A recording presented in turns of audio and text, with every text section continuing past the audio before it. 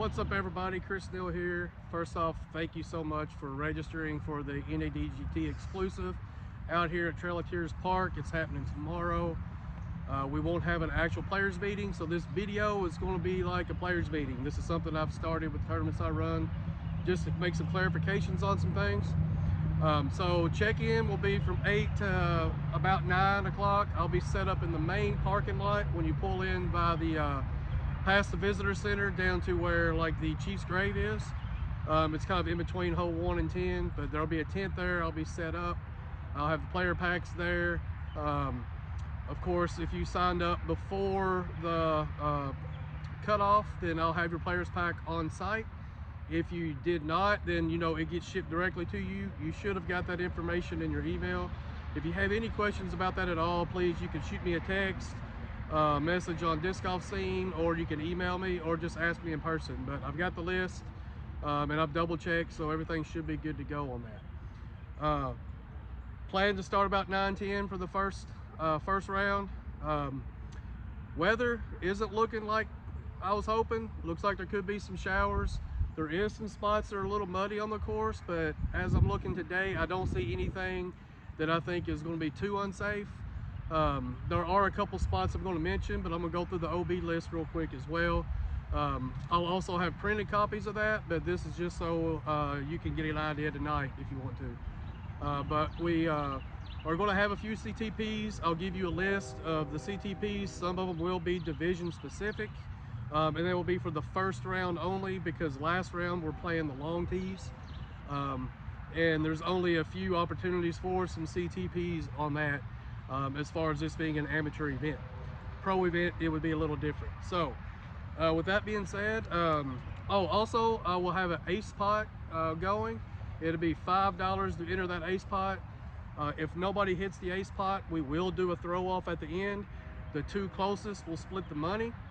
And that throw off is going to be from kind of in between, I'd say pretty close to one longs tee pad throwing the fives basket, you know, maybe about 175, 150 foot shot. But we'll probably mark that just so people can see it as they're playing, so they get an idea. I'll probably have that marked during the round and you'll see it. But anyway, just to go through the OBs, hole 1 is basically on OB on or across the road. To your right. I mean, when you're on the short tee, it's behind you. The long tee is to the right, but that's pretty much your OB for that. Hole 2, for both short and long, there is a walking path that goes down the left side. Normally we play that OB, but today we are not.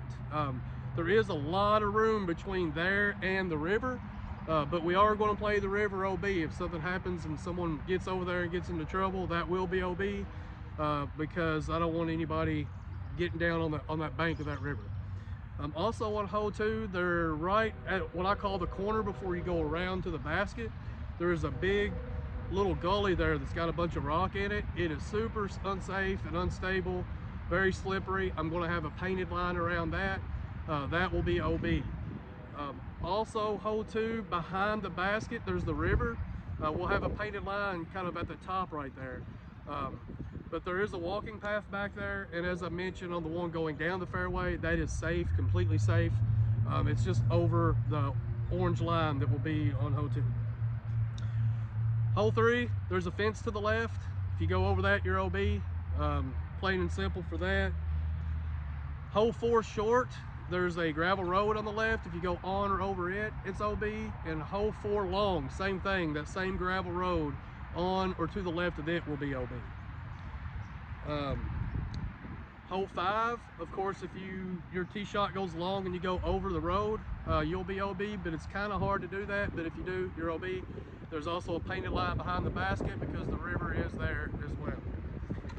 Hole 6, the infamous hole 6 on this course. There's the river that runs all the way down the left side there. So that river's OB. We have a line painted all the way down, all the way past the basket. There's a ditch that cuts across the fairway down the middle. That orange line is going to come back a little bit and through the ditch, so just be mindful of that. Also, that ditch, when you're crossing over to go to the basket, a lot of people cross to the right there. That is typically pretty slick and slippery when it's been raining. and we did get a lot of rain Thursday. So just please be careful when you're crossing there.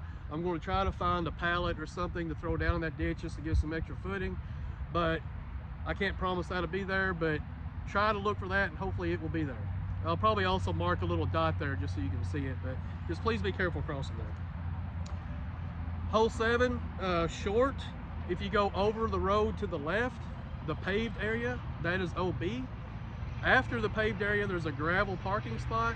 You're completely safe there if you land in the gravel, but if you go past the gravel and go over the fence by the maintenance shed over there, it's not typical, but it can happen. You will be OB.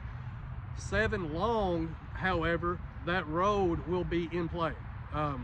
With this being an amateur event, that's a really crazy line to try to hit and try to get it to stay in bounds. So we're going to play the fence on the left OB all the way down on 7 long. Hole 8, there's no OB. Well, hole 8, if you happen to shank it real far right and go over that road, it's OB, but I don't think anybody's gonna go over there, but that's pretty far away. Hole 9, OB, over to the right is, you'll see a bridge that comes down that goes to 6 through 9. There's an orange line. If you cross that line and go under the bridge, across that line, you'll be OB. So basically the same OB line for hole 6, that will be OB for hole 9 as well. And then also there's a river past the basket. It's way up there, but if you go super long and go into that, that will also be OB. Hole 10, on or over the road left, into the river right, OB. Same thing, hole 11, on or the road or over to the left, river, OB right. On 11 long, there's a tree down on the T-pad, so I have marked an alternate T-pad about 50 feet in front of that to give people plenty of room for a run-up, for those that have the James Conrad style. So 11 long, just keep in mind that you need to play that alternate T-pad.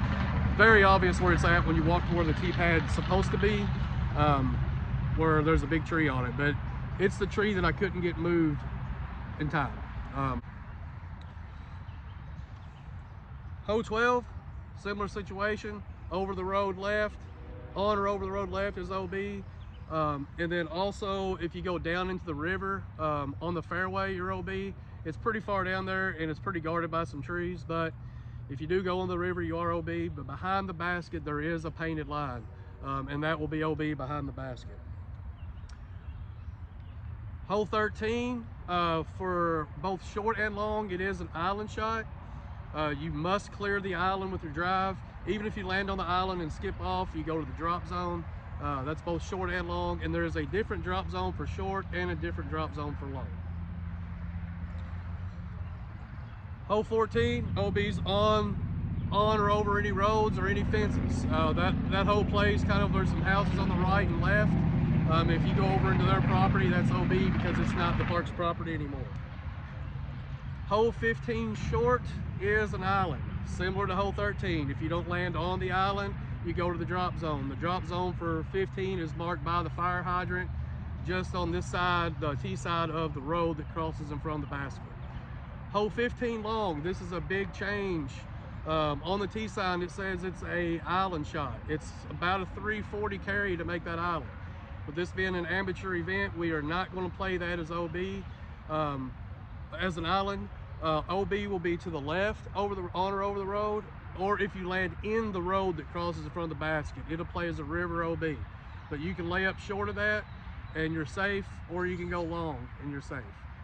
If you go OB left on 15 long on the road, then you'll just play it from where it went out. Hole 16, it's an island shot as well, but it's very short as far as making the island, maybe 100 feet to get across it. There is a little tree on the right that if you shank one, you can hit and land OB and not make that island, but there's a drop zone for that as well. And then of course, if you go into anybody's backyard, there's a fence down there. If you go across that, that will be OB as well. Hole 17, short and long. If you go on or over any road, you're OB.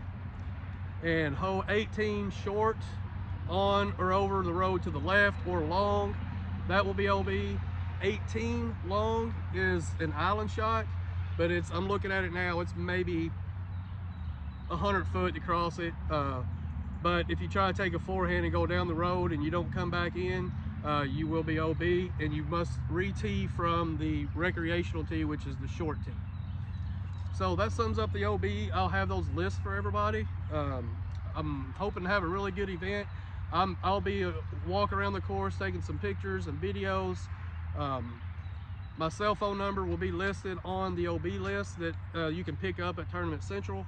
That way, if there's any questionable calls or any thing that comes up during the round, you can just give me a call or shoot me a text, and I'll run right out to you and try to handle that situation as quickly as possible so we can keep the play going. As of right now, there's around 55 people as of noon on Friday. I've already got the cards set. My plan is to publish those about 8 o'clock tonight after registration closes, just in case a couple people drop or add before then. But it looks like we're going to have a couple of holes in between some divisions. We may end up with 1 or 2 3-packs. So I'm going to try to put a space in between those just so that you don't end up on the heels of somebody. So hopefully it'll go smooth. But we'll play the first round. We'll do a 1-hour lunch from the time the last card finishes till we start the second round. Then on the second round, when it's done, you can come back to Tournament Central. The payouts, as you know and seen in your email, will all be done via email from the NADGT store. You'll get store credit, so there won't be any discs or anything like that to hand out. But we will do the CTPs and the ACE at the end, and then the winners of each division will get a pin that basically says that you won your division. Everybody who wins their division will automatically get an invitation to the NADGT Championship in Austin, Texas. All that information is listed in the about as far as the details on what percentage get it. It all depends on how many is in your division. If you want to ask me directly while we're there, then I can give you that information rather than trying to just go down through the list here. If you are professional, rated as a professional, you're still allowed to play in this event. However, you cannot get an invite to the national championship because it is considered an amateur major. So your spot would just be skipped. I think there's 2 people that are professionals that are in the field. So even though you can win and take down the payout, you won't get the invitation. The person behind you will get it, and so forth. So I think that covers everything that I can think of for the players meeting. If anybody has any questions whatsoever, just hit me up at Tournament Central, shoot me a text, whatever it needs to be. So I just appreciate all you for coming out. I hope this is going to be a fun event for everybody, and there's been a lot of people that's done a lot of work on this course.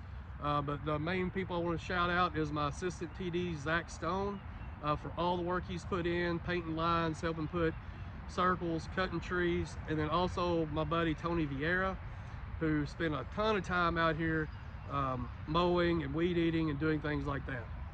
We try to get the course in as best shape as possible for this event. There was several trees down that the city just moved after we got mowed and stuff, so we're going to try to get out here this afternoon and knock some of that down. But with the rain that's happened, it's a little soft and wet in some places, and some of the grass is sprouted up. But overall, I think it's in pretty good shape. So I hope you guys enjoy the course. I hope you enjoy the event, and let's have some fun.